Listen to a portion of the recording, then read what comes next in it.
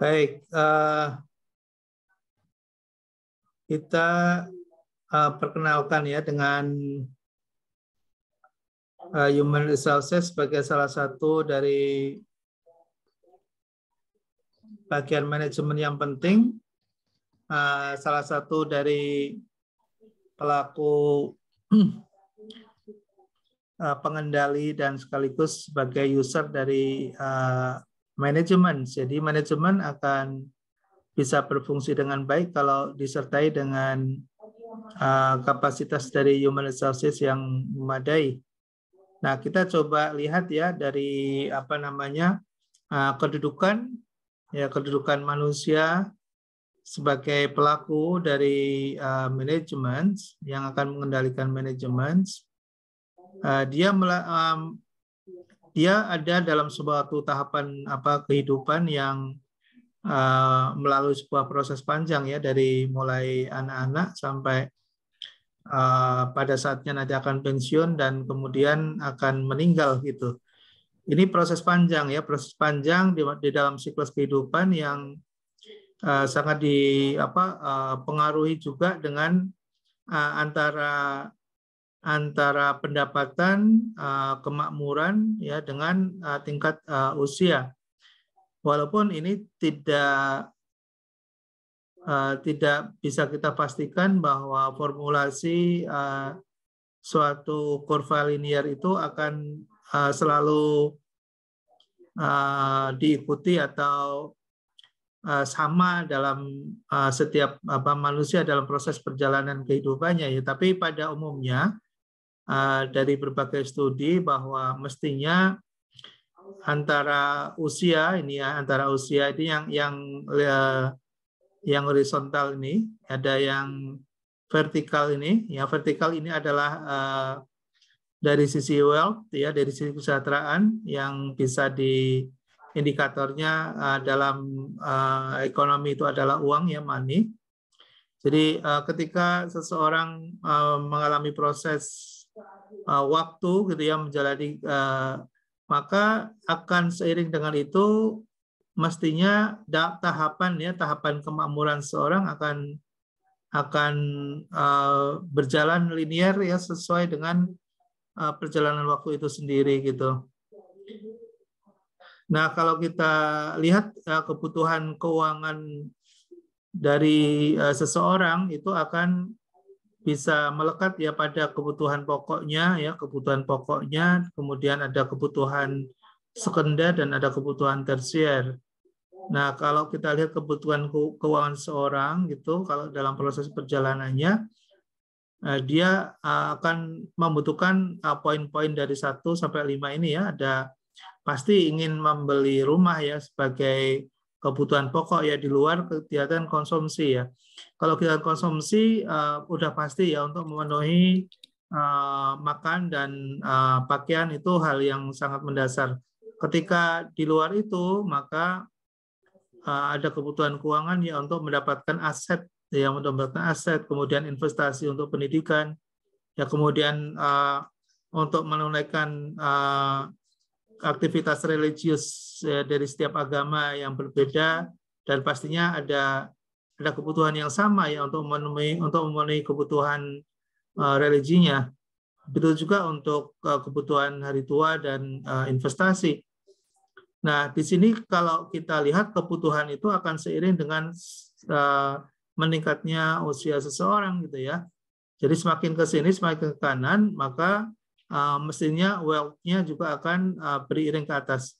Nah, tapi tidak semua manusia, setiap orang gitu memiliki kurva linear seperti ini gitu ya. Ada yang kemudian sampai di sini selesai ya, pensiun gitu ya. Ada sampai di sini selesai gitu ya. Masing-masing berbeda satu dengan yang lain, tapi proses yang umum terjadi pada setiap orang itu akan prosesnya seperti ini. Dari mulai anak-anak, kemudian lajang ya, belum menikah, dia melakukan investasi di pendidikan, kemudian dia mendapatkan pengalaman gitu ya, kemudian dia akan semakin memiliki tabungan gitu ya, kemudian persiapan untuk pernikahan ya, Ya pada umumnya ketika menikah seseorang biasanya sudah mulai investasi di rumah atau di kendaraan gitu ya, sudah ada di situ ya. Kemudian karena dia nanti ketika sudah mulai masuki kehidupan dalam keluarga, maka membutuhkan ini ya, rumah ini. Jadi seperti itulah prosesnya pada saat kemudian dia sudah tidak ada pendapatan karena pensiun gitu.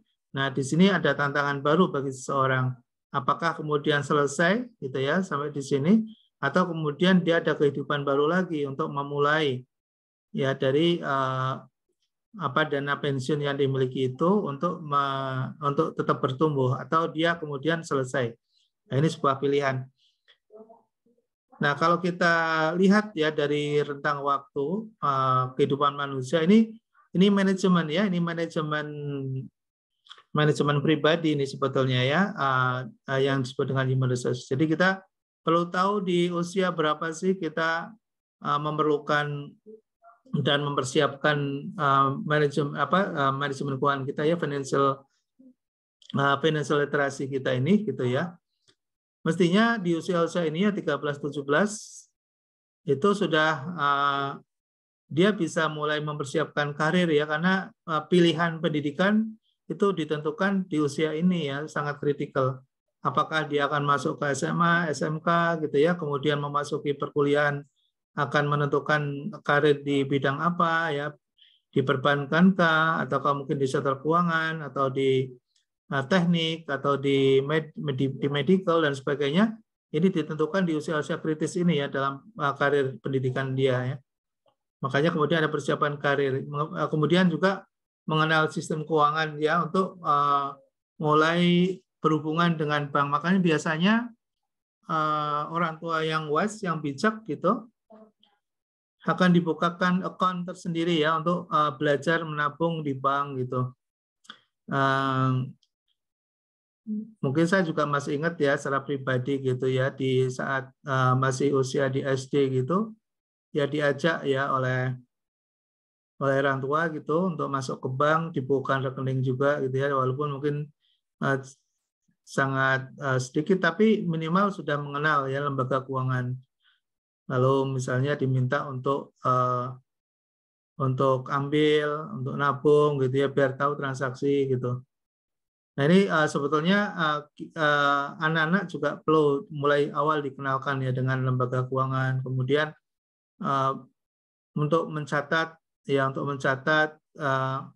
setiap transaksi dia dikasih pelajaran agar dia bisa menghitung saldo gitu ya, punya saldo berapa gitu ya, punya saldo kas berapa gitu ya, sehingga menjadi bijak, wise ya dalam pengelolaan keuangan pribadinya. Jangan sampai mengeluarkan uang atau menggunakan uang untuk konsumsi di luar saldo yang dimilikinya gitu ya. Nah, biasanya orang tua tidak bersedia untuk mengajarkan ini kepada anak-anaknya. Dan ini sebuah literasi keuangan yang saya kira juga tidak semua orang mau ya memberikan pelajaran ini kepada anak-anaknya gitu. Nah, pada usia berikutnya itu di 18 sampai 34 ini usia memasuki tahap kedewasaan ya, untuk mulai dia sudah mulai berpikir untuk keluarga, kemudian sudah mulai melatih dirinya untuk mendapatkan keterampilan khusus dalam karir yang ingin dimasukinya gitu ya. Lalu kemudian sudah mulai masuk ke kemandirian finansial, karena di sini ketika sudah mulai belajar bekerja, otomatis dia sudah mulai mengendalikan pendapatannya gitu ya. Nah, ketika dia tidak memiliki pemahaman tentang financial literacy, financial literation atau literasi keuangan, ya biasanya dia nggak punya pola penggunaan uang yang dia miliki dari pendapatan itu. Misalnya, apakah saya harus konsumsi berapa persen dari dana yang saya terima dari hasil pekerjaan itu gitu ya. Nah, kalau dia tidak punya pengetahuan dan tidak pernah dapat literasi, ya biasanya habis saja itu uang ya, habis saja. Apalagi yang kemudian diajarkan oleh lingkungan, misalnya, oh nabung itu kalau kita punya uang sisa baru nabung. Nah, itu salah itu ya. Itu salah kaprah gitu ya. Jadi kita nggak akan pernah punya tabungan kalau kita berpikir polanya adalah konsumsi baru kemudian menabung. Nah, kalau dalam literasi keuangan gitu ya, yang memiliki pemahaman tentang keuangan yang baik gitu ya, yang jadi konsep adalah menabung dulu ya, sisanya baru digunakan untuk konsumsi. Nabung itu untuk apa sih? Untuk jangka tertentu, misalnya saya nabung untuk bisa misalnya untuk bisa beli sepeda ya, saya nabung untuk bisa beli kendaraan misalnya. Jadi saya dalam waktu 3 tahun lagi saya ingin lanjut ke S2 misalnya ya. S2 itu butuh dana berapa sih? Oh, saya butuh dana 20 juta. Kemudian dihitunglah gitu ya, 3 tahun berarti butuh waktu 36 bulan. 36 bulan kalau kemudian saya simpan setiap bulan misalnya 700.000 itu, setiap bulan 700.000, maka saya akan bisa mengumpulkan dana sekitar 25 juta gitu ya, sekitar 25 juta. Nah, 25 juta 3 tahun yang akan datang saya gunakan untuk lanjut ke S2. Nah, kalau kita punya literasi yang baik, maka ketika kita dapat pendapatan sekarang, itu kita nggak pikirkan, yang kita pikirkan adalah nabung dulu ya 700.000 gitu ya. Setiap bulan kita tabung 700.000. Sisanya baru kemudian kita gunakan untuk konsumsi gitu ya. Nah, konsumsi ini kan sangat variatif ya. Kita ingin makan ya dengan uang 10.000 masuk ke warteg kenyang juga, bisa juga ya. 10.000 juga bisa gitu ya. Kalau kita mau habiskan uang 50.000 sekali makan juga bisa gitu. Itu kan pilihan ya. Jadi kalau kemudian mengatakan saya nggak bisa nabung karena saya untuk makan aja nggak cukupnya apa gitu ya, nggak cukup kalau sekali makan 50.000 ya nggak cukup lah gitu ya. Jadi ini tergantung kepada persepsi dan literasi gitu ya. Jadi pilihan utama dalam literasi keuangan adalah bicara tentang investasi, itu yang terbaik. Kemudian menabung baru kemudian consumption ya, konsumsi ya. Jadi ada tingkat-tingkatan. Jadi kalau kita menggunakan dana kita itu untuk investasi, pilihan pertama itu, maka berarti literasi kita itu yang terbaik. Investasi apa sih maksudnya tadi ya? Misalnya untuk pendidikan, itu investasi itu ya. Kita menggunakan dan menyimpan dana untuk pendidikan itu adalah investasi. Seperti yang mungkin saudara yang lakukan sekarang ini adalah investasi. Gitu. Ya mungkin tidak semua orang berpikir seperti itu. Ya, oke ya. Kemudian umur antara 25 sampai 30 tahun tadi ya sudah mulai berpikir untuk keluarga. Kemudian di masa periode itu adalah juga nanti mestinya sudah pada waktunya untuk berkeluarga, yang memiliki anak, kemudian juga mulai menyiapkan pendidikan untuk anak-anak. Jadi pengelolaan dana itu sudah mulai jangka panjang ya, sudah mulai investasi. Dan di umur 35 tahun, 44 tahun itu sudah pada ekspansi dan karir puncak mestinya. Ya, jadi ketika kita di usia 25, 34 ya di sisi ini ya, kita sudah menyelesaikan S2 gitu ya. Jadi mestinya S2 itu sudah selesai di umur 34 tahun ya. Kalau lebih dari 34 tahun kita belum selesai S2 juga, berarti perencanaan di investasi kita itu terlambat kita. Ya, bukan berarti kita ini, tapi sudah terlambat sebenarnya. Tapi kan katanya lebih baik terlambat daripada tidak sama sekali gitu ya. Tapi itulah sebuah proses. Makanya saya bicara begini, saya juga melakukan gitu. Jadi saya rencanakan di umur 35 tahun, sebelum umur 34 tahun, S2 sudah selesai. Alhamdulillah selesai. Kemudian di S3 saya nggak boleh lebih dari 44 tahun, saya harus selesai S3. Ternyata juga selesai juga. Saya dulu umur 38, S3 saya sudah selesai. Dokter saya sudah selesai. Jadi rencana itu harus kita buat dan kita komitmen, itu pasti akan selalu ada jalan untuk itu. Untuk memperbaiki karir, wealth, ya, kesejahteraan kita dan sebagainya. Itu ya. Oke ya. Nah, kemudian 45 sampai 54 ya, ketika S2 kita udah selesai, misalnya kita punya target itu 45 tahun sebelum umur 45 tahun atau kita sudah selesai S3, pasti karir kita, kemudian peluang pekerjaan lebih terbuka gitu. Maka tentunya kita sudah mulai akan memikirkan investasi dan rencana pensiun itu sudah ada itu. Ya, jadi ya lagi saya juga cerita secara pribadi ya. Ini kan kalau dosen kan mestinya ya juga ketika menyampaikan sesuatu memang dipraktekkan gitu ya. Itu akan afdol gitu ya. Makanya saya berani cerita gitu karena alhamdulillah saya juga praktekkan gitu. Jadi sekarang ketika masuki usia 50 gitu, ya kita udah mulai bisa investasi gitu. Kita ada usaha sendiri gitu yang kita lakukan gitu ya. Karena itu adalah untuk menyiapkan masa pensiun tadi agar ketika kita mungkin dari sisi profesional usia sudah nggak memungkinkan lagi masuk dalam kompetisi dunia kerja, kita sudah memiliki pekerjaan yang kita make sure sendiri gitu ya. Oke ya, jadi ini adalah tahapan-tahapan krusial di dalam kehidupan pada umumnya manusia hasil dari suatu studi yang dilakukan ya, yang dilakukan oleh para sosiolog ya, seperti ini. Nah, jadi pada saat usia 65 tahun ke atas nanti kita tetap bisa, insya Allah mudah-mudahan tetap sehat gitu ya, tetap produktif gitu. Ya, kita bisa menyelesaikan aktivitas sebagai manusia normal gitu ya, tidak kemudian hilang dari peredaran, tapi tetap eksis. Ya, kalau teman-teman ya, kalau mahasiswa saudara-saudara sekalian misalnya memiliki pendidikan yang baik ya, kemudian pengalaman yang baik, itu pasti akan tetap dimanfaatkan dan digunakan dan berguna bagi masyarakat. Insya Allah begitu prinsipnya ya. Jadi kita akan merasa hampa kalau kemudian keberadaan dan eksistensi kita itu di tengah-tengah masyarakat sepertinya tidak berguna. Itu yang paling nelongso ya, kata orang Jawa itu. Nelongso banget itu, nelangsa banget. Kalau kemudian kita hidup di tengah-tengah masyarakat kok dianggap tidak berguna.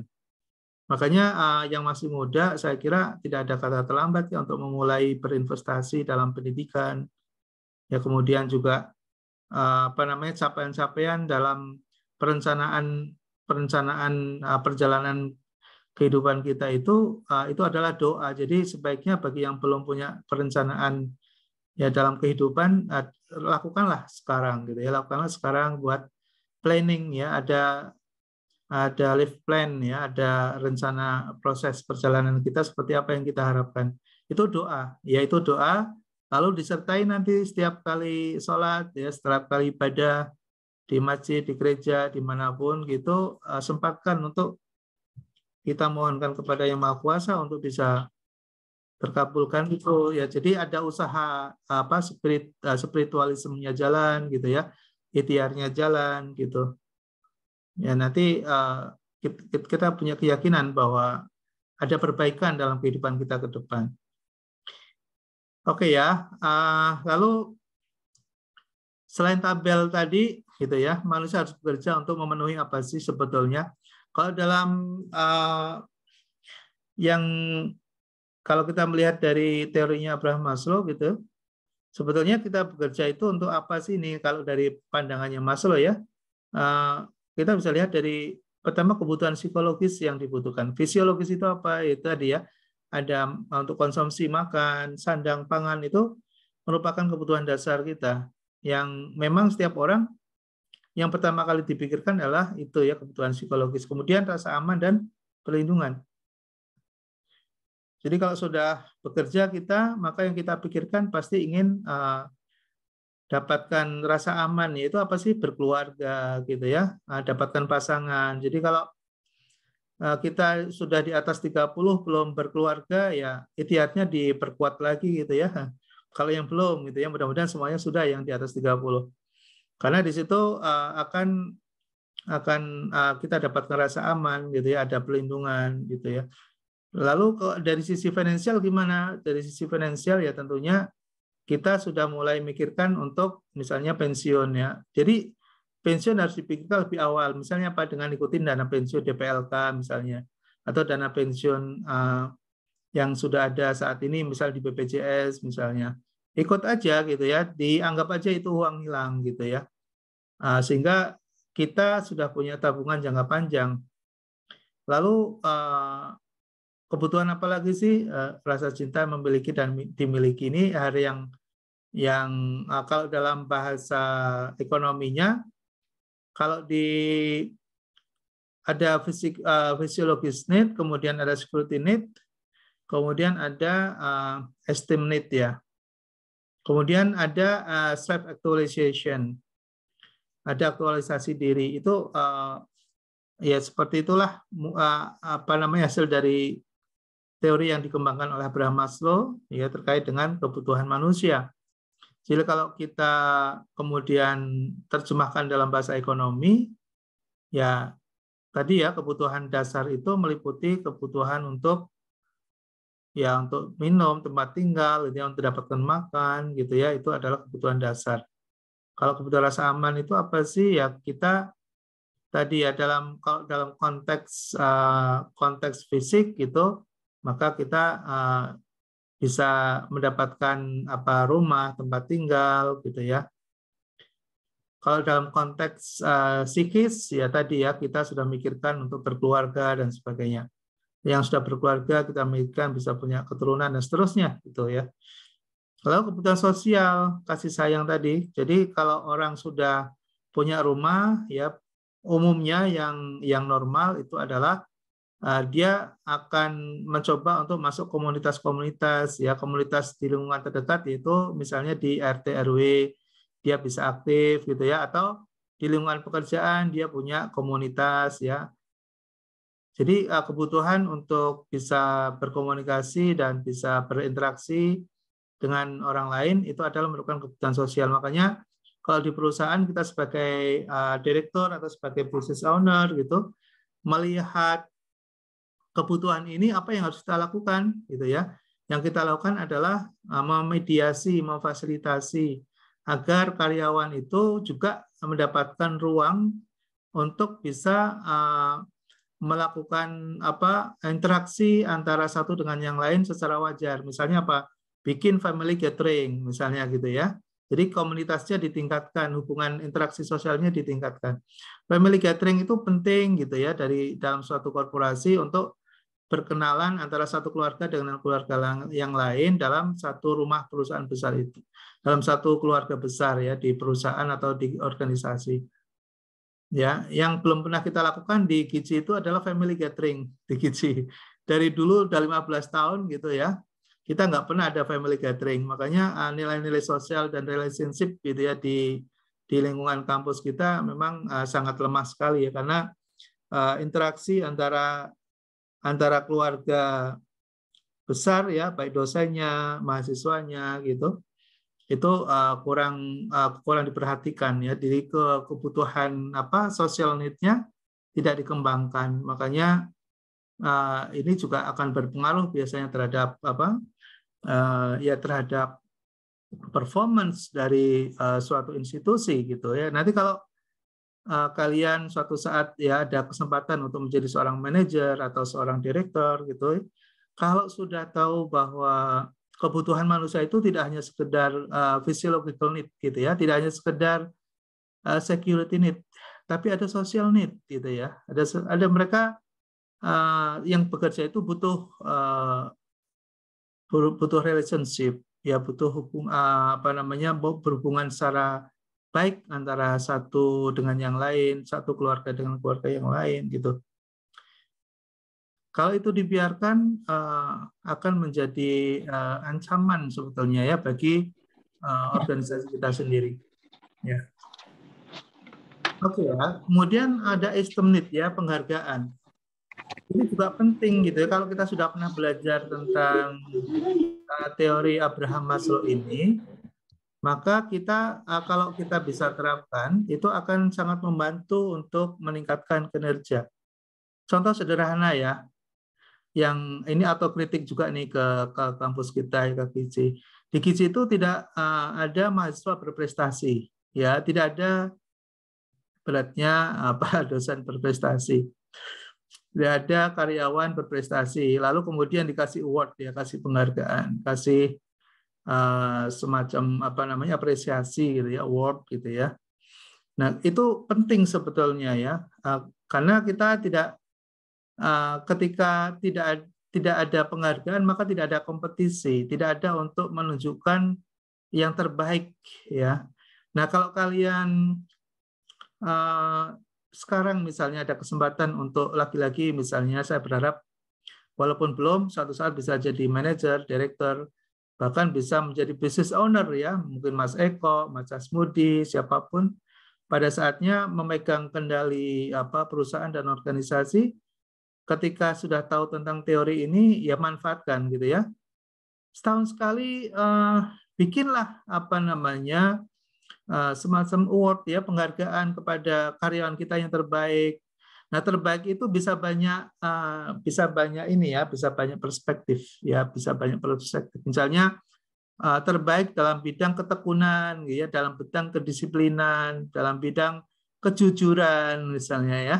Jadi orang dihargai ya, senang sehingga berkompetisi untuk yuk kita sama-sama jujur gitu. Yuk kita sama-sama disiplin gitu ya. Ya, itu salah satu impact ketika kita mempelajari suatu teori dan kemudian kita bisa aplikasikan, itu akan menjadi sangat baik ya.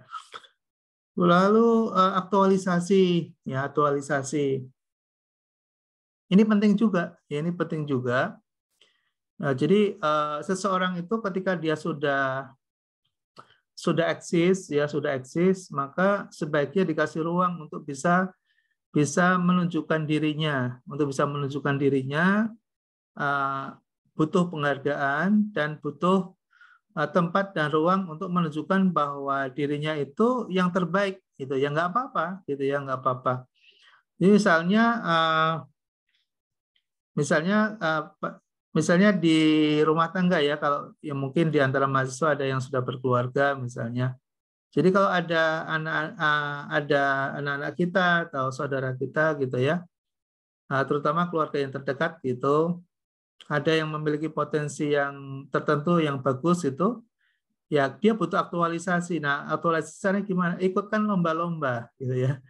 Jadi kalau ini apa mahasiswa yang sudah punya anak gitu ya, kalau ada kesempatan gitu, anak-anak kita itu kasih kesempatan untuk dorong mereka untuk ikut dalam berbagai kompetisi sehingga mereka bisa aktualisasi diri dari awal ya, bisa walaupun mungkin belum bisa menjadi juara nggak ada masalah gitu ya, kita bisa kasih support bahwa untuk berani berkompetisi saja itu perlu kita kasih penghargaan ya, kita kasih apresiasi gitu.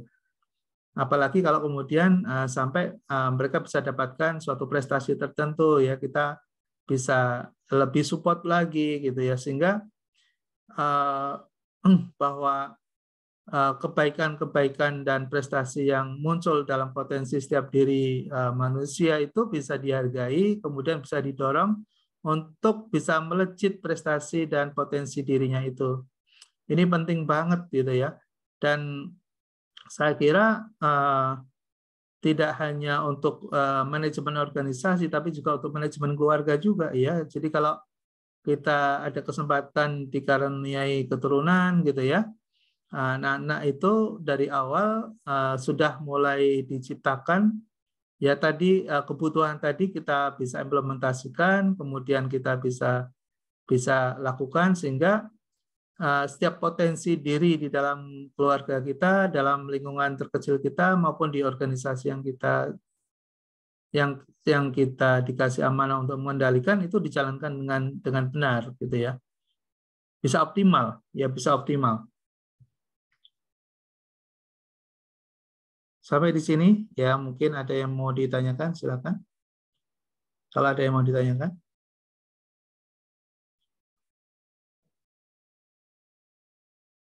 Ada yang mau ditanyakan barangkali?